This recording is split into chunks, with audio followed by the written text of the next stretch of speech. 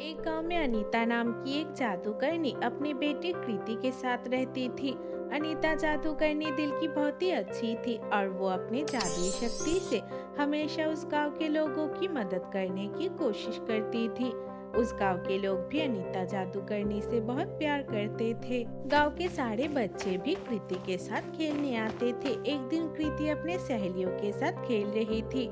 तब वहाँ पे कृति की एक सहेली कृति से कही, कृति, तेरी माँ तो इतनी बड़ी जादूगरनी है, फिर भी तुझे जादू करना नहीं आता। अगर मेरी माँ जादूगरनी होती तो मैं उनसे जरूर जादू करना सीखती। हाँ, मुझे भी ऐसा ही लगता है। मुझे तो लगता है कि इसकी माँ इसके ऊपर भरोसा ही नहीं करती। अपने सहेलियों की बात सुन के कृति को बहुत बुरा लग गया और वो दुखी होकर अपने माँ के पास चली गई। कृति ऐसे दुखी देख के उसकी माँ उसके पास गई और उसके पास जाके उससे कही, क्या हुआ है कृति बेटी, तुम ऐसे मुंह लटका के घूम क्यों रही हो?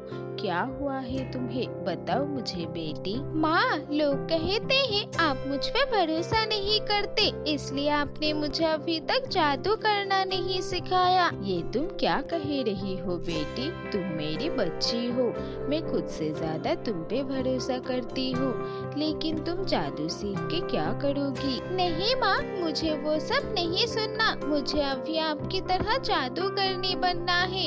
अगर मैं आपकी तरह जादूगरनी बनूंगी तो लोग भी मेरी इज्जत करेंगे, कोई मेरा मजाक नहीं करेगा। बेटी, इज्जत कमाने के लिए जादू सीखने की जरूरत नहीं है। तुम अगर सच्चे दिल से लोगों की मदद करोगी तो वो लोग तुमसे प्यार करेंगे। ठीक है, मैं जादू सीखने के बाद भी अपने जादू शक्तियों से लोगों की मदद करूंगी, लेकिन आपने मुझे जादू करना सिखाइए। बेटी, तुम्हें शायद पता नहीं है, लेकिन हम जादू करने कभी भी अपने घर वालों को जादू नहीं सिखा सकते हैं। आप कुछ भी करके मुझे जादू सिखाइए, मुझे कुछ नहीं पता, नहीं तो मैं आपसे कभी बात नहीं करूंगी। अपनी बेटी की बात सुन के अनीता जादूगरनी सोच में पड़ गई। फिर कुछ देर सोचने के बाद कृति से कही, ठीक है बेटी, मैं अपने गुरुजी के पास तुम्हें लेके जाऊंगी। मैंने उनसे ही जादू करना सीखा था।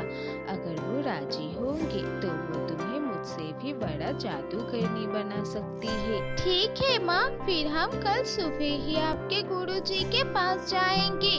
फिर उनके पास जाके मैं उनसे जादू सीख के इस दुनिया की सबसे बड़ी जादूगरनी बन जाऊंगी। ये कह के कृति खुशी से नाचते हुए कमरे के अंदर चली गई। अगले दिन सुबह अनीता जादूगरनी कृति को अपने साथ लेके अपने गुरुजी के पास गई।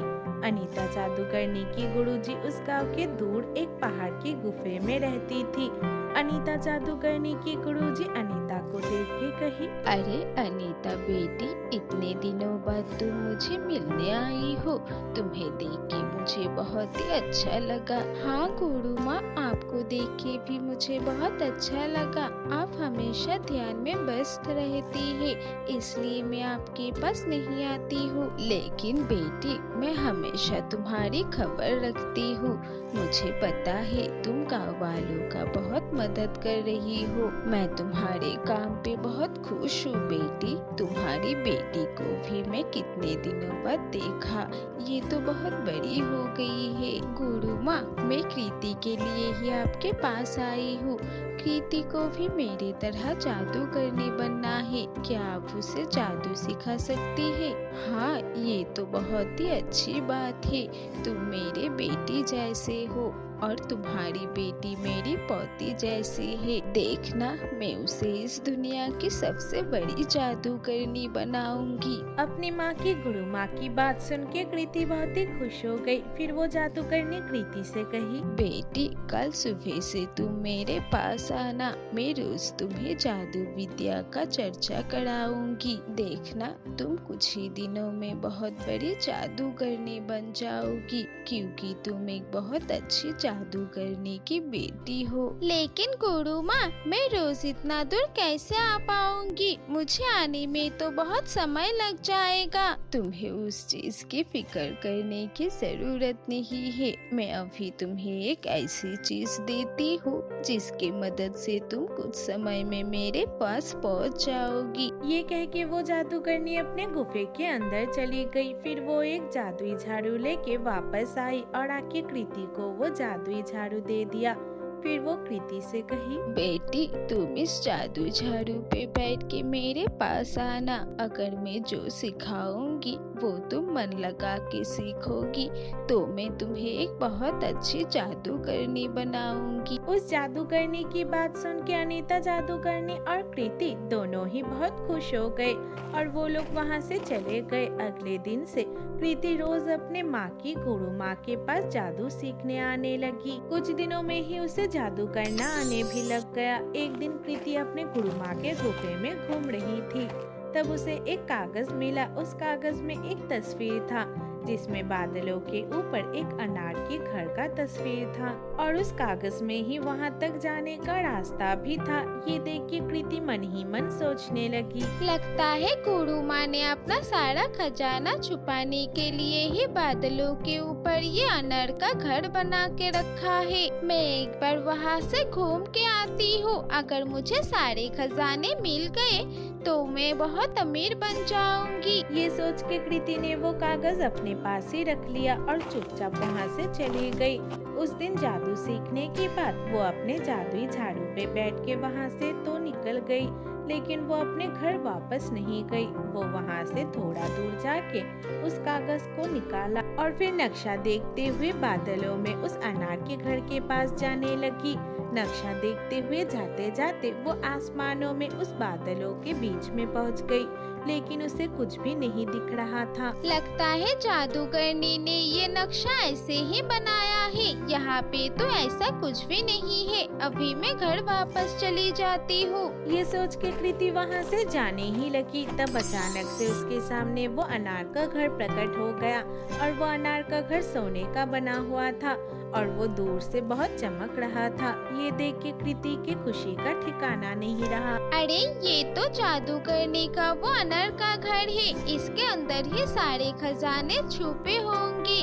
मैं अभी चुपके से जाके यहाँ से सारा खजाना लेके यहाँ से चली जाती हूँ। ये सोच के कृति उस अनार के घर के पास गई। वहाँ जाके उसने खिड़की से देखा कि वो घर अंदर से बस सोने और हीरे के जेवरातों से भरा हुआ है।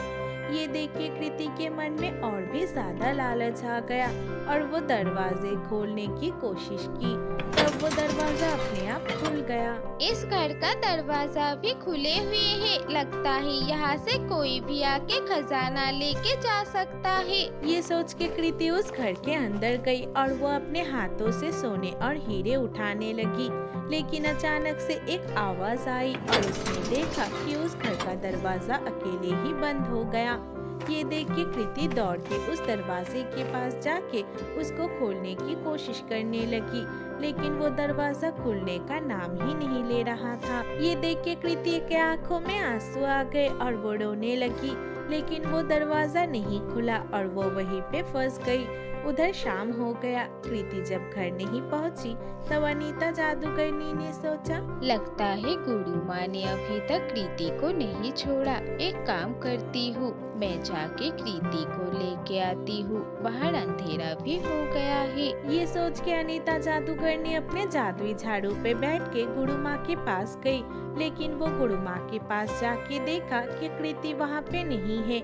ये देख के अनीता जादूगरनी घबरा गई। तब गुरु माँ उनसे कही, ठीक है बेटी, तुम डरो मत। मैं अभी अपने जादू शक्तियों से सब कुछ पता करती हूँ। ये कह के उस जादूगरनी ने अपना जादुई छड़ी घुमाया। फिर उनके सामने सब कुछ दिखने लगा।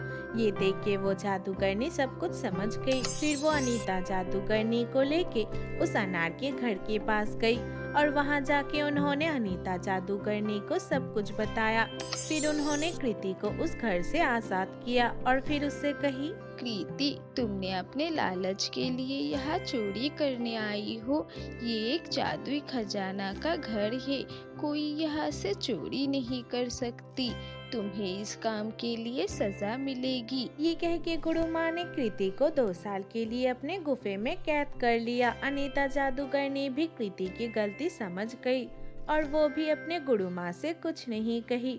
2 साल बाद जब कृति कैद से बाहर आई तब उसे अपने गलतियों का एहसास हो गया था। उसके बाद से कृति अपने माँ के साथ लोगों की मदद करने लगी और वो कभी जादूगरनी नहीं बनी।